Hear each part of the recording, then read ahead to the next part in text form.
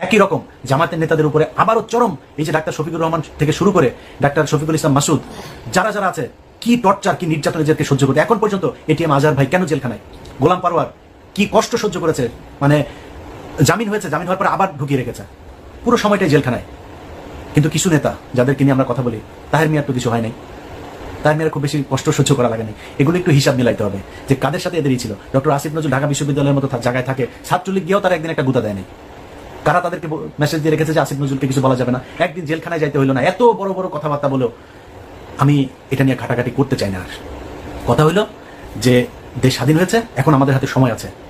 আমরা এই সাগররুনি হত্যাকাণ্ড বলেন, শাপলা চত্বরের হত্যাকাণ্ড বলেন, গুম, যারা এখন পর্যন্ত জেলখানায় আছে, বিডিআরের জওয়ান, বিডিআরের অফিসার যাদেরকে হত্যা করা হয়েছে সেটার বিচার, এই সবগুলোর বিচার হইতে হবে। 21 আগস্ট থেকে শুরু করে উদিচি, সায়ানট, যেখানে যেখানে বোমা হামলা হয়েছে এগুলোর বিচার হইতে হবে। শুধু বিএনপির লোকজনকে আপনি এখান থেকে মামলা থেকে অব্যাহতি দিবেন ন, এটা তদন্ত হইতে হবে কারা করেছে।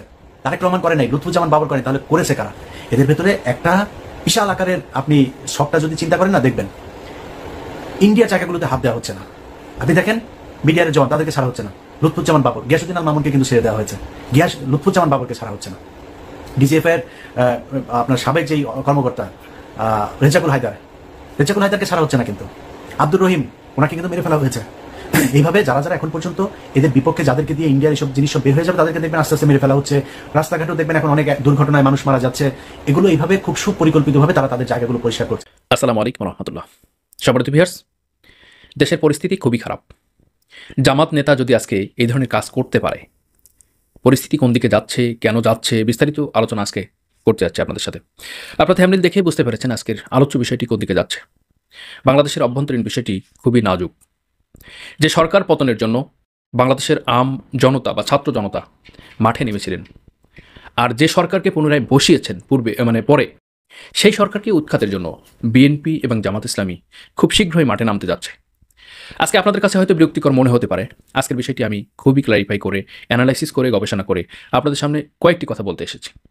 আজকের ভিডিওটি যদি আপনি মনোযোগী হন, আমার আজকের ভিডিওটি খুবই গুরুত্বপূর্ণ দেশের জন্য, দেশের সার্বভৌমত্বের জন্য, এদেশের মাটির জন্য, এদেশের সততায়ক সবার জন্য। আজকের ভিডিওটি আপনাদের কাছে বিনীত অনুরোধ করব, আমি করজোড় করে অনুরোধ করব আজকের ভিডিওটি আপনারা দেখবেন এবং শেয়ার করার চেষ্টা করবেন, সকলকে দেখার সুযোগ করে দিন। আপনাদের কাছে বিনীতভাবে অনুরোধ করব, আজকের ভিডিওটি বিনীতভাবে অনুরোধ করব, বিনয়ের সাথে অনুরোধ করব, আজকের ভিডিওটি শেয়ার করুন। আমি আপনাদেরকে প্রথম কথা বলতে চাচ্ছি, বাংলাদেশ জামাত ইসলামের নায়েবে আমির ডাক্তার আব্দুল্লাহ মোহাম্মদ তাহের বিগত 17 বছরের মধ্যে তিনি কতগুলো মামলা খেয়েছেন, বিগত 17 বছরের মধ্যে তিনি কতবার জেলে গিয়েছেন, বিগত 17 বছরের মধ্যে যদি কম্পেয়ার করতে চান, আল্লামা দেলোয়ার হোসেন সাইদি রাহিমাহুল্লাহ, গোলাম আজম রাহিমাহুল্লাহ, মতিউর রহমান নিজামী রাহিমাহুল্লাহ, কামারুজ্জামান সাহেব, এভাবে যাদেরকে ফাঁসি দেওয়া হয়েছে, মৃত্যু দেওয়া হয়েছে, গণমৃত্যু দেওয়া হয়েছে, যাদেরকে জোরপূর্বক হত্যা করা হয়েছে বিচারিক আদালতের মাধ্যমে, প্রশাসনের বিচার করে, এই যে জাস্টিফাই করেছেন জাজব্যান্ডরা যাদেরকে ফাঁসি দিয়েছেন, তাদের সাথে ডাক্তার আব্দুল্লাহ মোহাম্মদ তাহেরের কতটুকু তফাৎ আছে, পার্থক্য আছে, আপনারাই বিবেচনা করবেন। তবে আমি আপনাদের কাছে যে প্রশ্নগুলো করেছি, এই প্রশ্নগুলো আপনার মাথায় মিলিয়ে নেবেন। তিনি কতবার জেলে গিয়েছেন, কতটি মামলা খেয়েছেন, এবং যারা মারা গিয়েছেন, হত্যা করা হয়েছে, তারা তো চলেই গিয়েছেন, আল্লাহ তাদেরকে জান্নাতুল ফেরদাউস নসিব করুন এবং শহীদ মৃত্যু হিসাবে তাদেরকে কবুল করুক, এটা আমি কামনা করি। কিন্তু আজকের বিষয়টি দেখেন, আমাদের বর্তমান আমির জামাত ডাক্তার শফিকুর রহমান, তিনি কতবার জেলে গিয়েছেন, নির্যাতন সহেছেন, নিপীড়ন হয়েছেন, পরিবারকে নিষ্পেষণ করেছেন, ছেলেকে জঙ্গি বানিয়েছেন। এভাবে একটা মানুষকে কত নির্যাতন করা যায়, কত রকম করে, কত ধরন করে, সেগুলো তাকে করেছেন। দ্বিতীয় দেখেন আপনি সেক্রেটারি জেনারেল অধ্যাপক মিয়া গোলাম পরোয়ার, তিনি কতবার নির্যাতিত হয়েছেন, কতবার জেলে গিয়েছেন, জামিন পাওয়ার পরে আবার জেলে গিয়েছেন, কতবার নিষ্পেষিত হয়েছেন, জীবনটা শেষ হয়ে যায় অবস্থা, তারপরেও তিনি দলকে নেতৃত্ব দিয়েছেন সততার সাথে। আমির জামাত দলকে নেতৃত্ব দিয়েছেন সততার সাথে। যে কোনো পরামর্শ যখন পরামর্শ দিয়েছেন, তখন সততা, ন্যায়, নিষ্ঠাবানের সহিত পরামর্শ দিয়েছেন, দলকে টিকিয়ে রাখার জন্য, দলকে সম্মুখপানে এগিয়ে যাওয়ার জন্য তিনি করেছেন কাজ। আজকের যে বিষয়টি, প্রধানমন্ত্রীর প্রেস সচিব নাইমুল ইসলাম খান ডাক্তার আব্দুল্লাহ মোহাম্মদ তাহেরের বাসায় পালিয়েছিলেন। 5ই আগস্টের পরে তিনি পালিয়েছিলেন, আব্দুল্লাহ মোহাম্মদ তাহেরের বাসাতে তার ইন্ধনে ছিলেন এবং সেখান থেকে পালিয়ে যাওয়ার জন্য আব্দুল্লাহ মোহাম্মদ তাহের সহযোগিতা করেছেন। বিষয়টি হয়তো আপনাদের কাছে, অনেকের কাছে খারাপ লাগতে পারে। সরাসরি যারা জামাত ইসলামের সাথে কার্যক্রম করেন বা যারা আমরা করি কাজ, তাদের কাছে এই জিনিসটা অন্ততপক্ষে খুবই খারাপ লাগার বিষয় যে আমি আসলে আন্তাজে একটি কথা বলছি, কেন বলছি, এ বিষয়ে আমার কাছে কী প্রমাণ আছে, আপনি যাচাই করে দেখতে পারেন। ঘনিষ্ঠ জনেরা যারা আছেন, আব্দুল্লাহ মোহাম্মদ তাহেরের সাথে যারা চলেন ফেরেন, বা তাদের সাথে যোগাযোগ আছে, তাদের সাথে দেখেন তিনি কিন্তু খুব গোপনভাবে, খুব তীক্ষ্ণভাবে কিন্তু এই কাজগুলো করেছেন। কিন্তু এটার পরিপ্রেক্ষিতে তিনি যে দলকে ক্ষতি করেছেন বা দলকে ক্ষতি করবেন, এটার ব্যাপারটা বলছি না। তিনার মাধ্যমে এই কাজটি হয়েছেন এবং কেন হয়েছেন এটার বিরুদ্ধে বলছি। উনি কেন এই কাজটি করবেন? যে দলটা আজকে 17 বছর ধরে নির্যাতিত, 17 বছর না, 1971 সাল থেকে এই পর্যন্ত নির্যাতিত, প্রত্যেকটি বার যারা যখন ক্ষমতায় পায় ওই যে ফুটবলের মতো জামাত ইসলামীকে ব্যবহার করে, জামাত ইসলামীকে নিপীড়ন করে, নির্যাতন করে, নিষ্পেষণ করে। তাই না হলে আজকে 1977 সালে বাংলাদেশ ইসলামী ছাত্র শিবির তৈরি হয়েছেন, আর 71 সালের বোঝা ঘানি টানতে হচ্ছে তাদের। কত বড় নির্লজ্জ, কত ব্যাহাপনা বিষয়টা আপনারা বুঝছেন। এ বিষয়টা আমি একটি কথা বললাম যে প্রধানমন্ত্রীর প্রেস সচিব নাইমুল ইসলাম খান যদি জামাত আমিরের, নায়েবে আমিরের বাসায় থাকে, পালিয়ে থাকে, তার ইন্ধন থাকে, সে পালিয়ে যেতে বাধ্য, মানে সহযোগিতা করে, তাহলে এর চেয়ে বড় লজ্জার বিষয় বাংলাদেশে আর হতে পারে না। আমি আপনাদেরকে ছোট্ট করে এই বিষয়টি বললাম। এরপরে আরেকটি বিষয় আপনারা শুনুন। আমরা দেখতে পাচ্ছি 4-5 মাস হয়ে গেছে প্রধান উপদেষ্টা সহ যারা উপদেষ্টা পরিষদে আছেন তারা কি কাজ করছেন, তাদের কাজটা কি? সংস্কার করছেন। কি সংস্কার করছেন? প্রধান উপদেষ্টা বাদে বাকি যে উপদেষ্টারা আছে, ছাত্র 2 জন বাদে, সবাই যে ভারতের রয়ের টাকা খাচ্ছে, স্বার্থর জন্য পাগল হয়ে আছেন। মির্জাপুরি কাজ করছেন। এই যে তার প্রেস সচিব, তারপরে যে আসিফ নজরুল, স্বরাষ্ট্র প্রতিমন্ত্রণালয় যে স্বরাষ্ট্রমন্ত্রী, স্বরাষ্ট্র উপদেষ্টা মোস্তফা ফারুকী সরোয়ার, এই ধরনের যারা আছেন, বা সাকাওয়াত হোসেন, সকলেই কিন্তু ভারত কেন্দ্রিক বা ভারতের রয়ার টাকা, বা তাদের একটি স্বার্থ আছে না, যে তাদেরকে বোঝানো হচ্ছে আর আপনারা কয়দিন বাঁচবেন, আপনারা আজকে কোটিপতি হয়ে যান, কোটি কোটি টাকার প্রয়োজন হলে নেন, টাকার বস্তা লাগলে বস্তা নেন, কিন্তু আপনারা এই পথে হাইটেন না, আপনারা এই কাজ করেন না। আপনাদের করে লাভটা কি? আপনার স্বার্থ নিয়ে কেটে পড়েন, আপনাদের স্বার্থই বড়। আপনারা কি জন্য করবেন এগুলো? বিষয়টি কিন্তু ভাববার বিষয় আছে, ভাবার বিষয় আছে। আপনাদেরকে ভাবতে হবে কোন কাজটি করেছেন। এই যে প্রধান উপদেষ্টা আজকে আমাদেরকে মেসেজ দিয়েছেন, জানিয়েছেন যে অটুট বন্ধন আছেন, ভালো শক্তি, পাথরের মতন শক্তিশালী আছেন, তার মধ্যে কোনো সমস্যা নেই, কিন্তু তাকে সামনে রেখে তো সব কাজ সেরেই নিচ্ছেন। এবং জামাত ইসলাম বিএনপি এমন একটি কলে পড়ছে, এমন একটি বিপদের সম্মুখীন হচ্ছেন, পতিত হচ্ছেন, তাতে করে ছাত্র যারা আছেন সমন্বয়ক এবং যারা উপদেষ্টায় ছাত্র আছেন মাহফুজ আলম সহ প্রত্যেকেই বিপদে পড়তে যাচ্ছে, খুবই শীঘ্রই বুঝতে পারবেন। আমি হয়তো কথা বলছি, আমার কথা গ্যারান্টি না হতে পারে, আমার কথা যুক্তিসঙ্গত না হতে পারে, আমি কোনো সাংবাদিক না, আমার কথা মূল্যহীন হয়ে থাকতে পারে, কিন্তু কথাগুলো আপনাদেরকে ভাবার জন্য বলছি। আমি কথাগুলো আপনাদেরকে রেসপেক্ট করার জন্য বলছি, আমাকে না, কথার জন্য যে বিষয়গুলো বলছি এগুলোকে রেসপেক্ট করার জন্য আপনাদেরকে বলছি, মাথায় নেওয়ার জন্য, আমলে নেওয়ার জন্য, প্রত্যেকটি নাগরিকের। আপনারা যেখান থেকে আজকের ভিডিওটি দেখছেন আপনারা অবশ্যই একটু শেয়ার করে দেবেন, যাতে করে বাংলাদেশের মানুষগুলো বুঝতে পারে যে মির্জাপুর একটা না, মির্জাপুর পদে, প্রত্যেকটি পদে পদে তৈরি হয়। আজকে ছাত্র শিবির যারা ছিলেন তাদেরকে নিষিদ্ধ করা হয়নি, তাই তারা প্রোগ্রাম করতে পারতো না, মিছিল করতে পারো না, সংগঠনের কোনো ছোটোখাটো একটি মিটিং বা পরিবেশ তৈরি করতে পারতো না। তাদেরকে গ্রেপ্তার করা হতো, ক্রসফায়ারে দেওয়া হতো, গুলি করে হত্যা করা হতো, রিমান্ডে দেওয়া হতো, ধরে নিয়ে জেলখানায় ভরে দেওয়া হতো। এই কাজগুলো তাদের সাথে করা হতো। আজকে নিষিদ্ধ সংগঠন ছাত্রলীগ অজস্রভাবে কাজ করছে, অগণিত কাজ করছে, ঢাকাতে করছে, চট্টগ্রামে করছে, খুলনায় করছে, রাজশাহীতে করছে, বাংলাদেশের যত জনজীবন বা জনমানব যে শহরগুলো আছে সব জায়গাতে তারা কাজ করছে এবং প্রকাশ্য কাজ করছে। এই যে শহীদ বুদ্ধিজীবী দিবসে তারা অসংখ্য মানুষ আসলো, বিজয় দিবসে আসলো, জয় বাংলা লিখছে, প্রতিদিন হাজার হাজার জায়গায় জয় বাংলা লিখছেন। তাদেরকে নিষিদ্ধ করা হয়েছে, তাদেরকে ধরা হচ্ছে না কেন?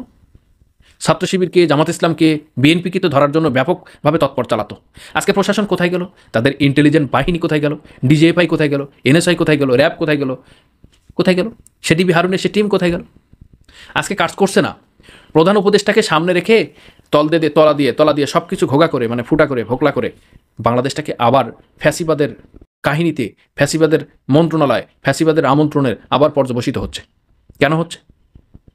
এর প্রতিকার কি? প্রতিকার তো করা সম্ভব নয়। আজকে ডক্টর ইউনূস খুব দ্রুত তার সময়ের জন্য এই ফ্রান্সে বা বিদেশে চলে যাবে, বাংলাদেশকে ফেলে রেখে তার কাজে সে চলে যাবে। কিন্তু বিপদে পড়বে কে জানেন?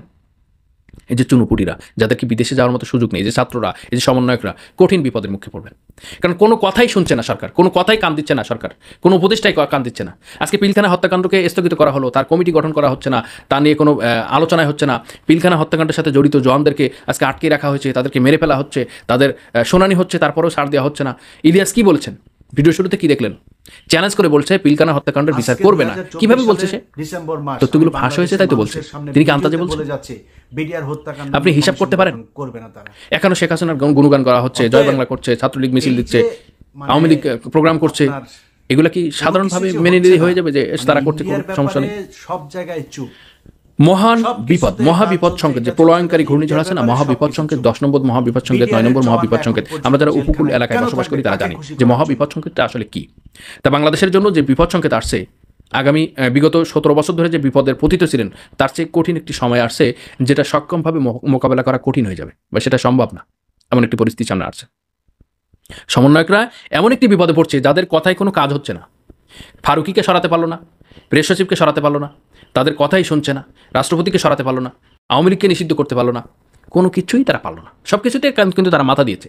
তারা কিন্তু দেশ স্বাধীন করার ক্ষেত্রে দেশের পরিস্থিতি পরিবর্তনের জন্য তাদের ত্যাগ অনস্বীকার্য, কিন্তু কোনো কাজেই তাদের, কোনো কথাই তাদের এখন আর গ্রহণযোগ্য হচ্ছে না।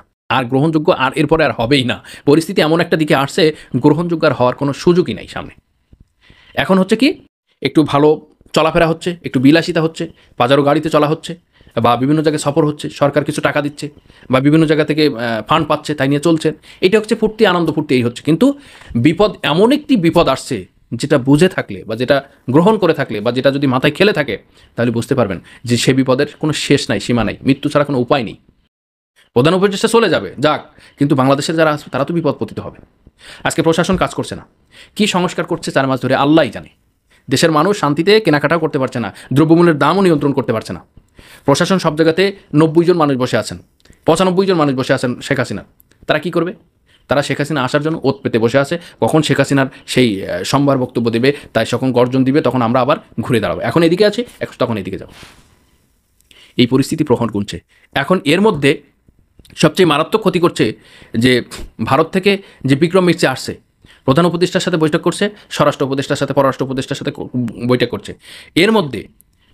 এর মধ্যে মিডিয়াকে ফাঁকি দিয়ে, নিউজ প্রিন্ট মিডিয়াকে, ইলেকট্রনিক্স মিডিয়াকে, সকল সাংবাদিকদের ফাঁকি দিয়ে সেনাবাহিনীর সাথে সে মিটিং করছে সেনা ভবনে। কেন? তিনি সকলের চোখকে ফাঁকি দিয়ে সেনাবাহিনীর সাথে কে মিটিং করলো? সেনাবাহিনী কি দেশের প্রধান হয়েছেন? না প্রধান উপদেষ্টা দেশের প্রধান হয়েছেন? বৈঠক যেখানে করছে ভালো, শেষ কথা। যদি বৈঠক করতে হয় প্রধান উপদেষ্টার সাথে বা পররাষ্ট্র উপদেষ্টার সাথে থেকেই তারা বৈঠক করতো, কিন্তু গোপন বৈঠক করেছেন 1 থেকে 1.5 ঘন্টা। এর কারণ কি?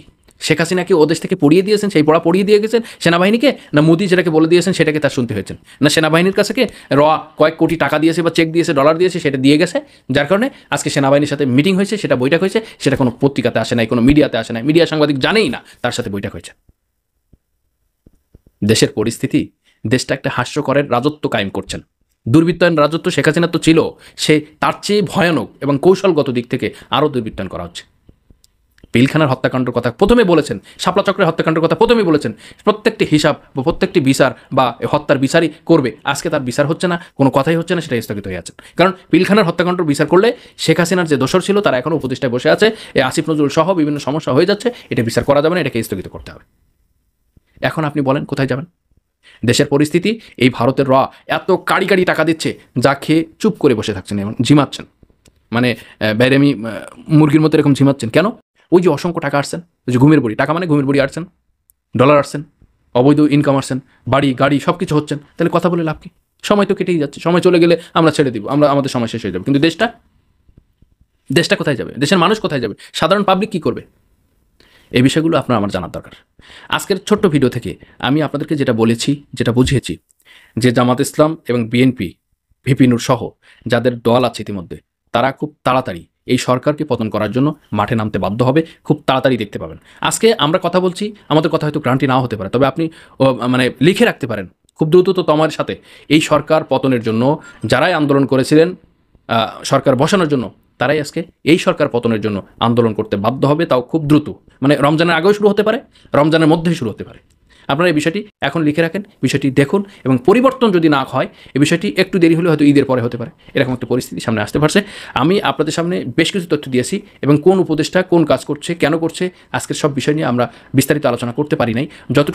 যতটুকু আলোচনা করেছি, বিষয়টি জানতে হবে। আরেকটি কথা সবচেয়ে বড় গুরুত্বপূর্ণ, পিলখানার হত্যাকাণ্ডের যদি কমিটি গঠন না হয়, তদন্ত কমিটি না হয়, স্ট্রাকচার তৈরি না হয়, তাহলে বিপদ আরও পতিত হচ্ছে। কেন হচ্ছে? যারা এই স্বরাষ্ট্র উপদেষ্টাকে বাধাগ্রস্ত করছে, পররাষ্ট্র মন্ত্রণালয়কে বাধাগ্রস্ত করছে, যারা বাধাগ্রস্ত করছে তারা হচ্ছে দোষীদের দোষর।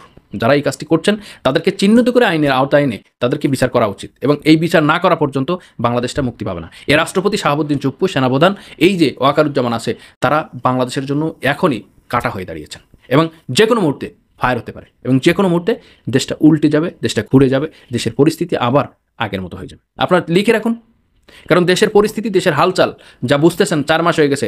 যে বিড়াল শিকারী হয় তার গোপ দেখলে বোঝা যায়। তাই এই উপদেষ্টা পরিষদ, প্রধান উপদেষ্টা যেভাবে চালাচ্ছেন দেখলেই বোঝা যাচ্ছে যে কতখানি পারবেন, তার মুরুদটা কি আছে এটা আমরা বুঝতে পেরেছি। সুতরাং এই সরকার ব্যর্থ সরকার, এই সরকার সব জায়গায় ব্যর্থ, জনগণের সব কিছুতে ব্যর্থ। সুতরাং আজকে ছোট্ট ভিডিও থেকে আমি আপনাদেরকে যতটুকু তথ্য দিতে পেরেছি আপনারা অবশ্যই আমাদেরকে জানিয়ে দেবেন। দেখা হবে আগামী ভিডিওতে। সে পর্যন্ত ভালো থাকুন। কোনো তথ্য প্রয়োজন হলে অবশ্যই সহযোগিতা করুন এবং কোনো তথ্য দেওয়ার হলে আমাদেরকে সহযোগিতা করে ইনভলভ করুন। আসসালামু আলাইকুম রহমতুল্লাহ।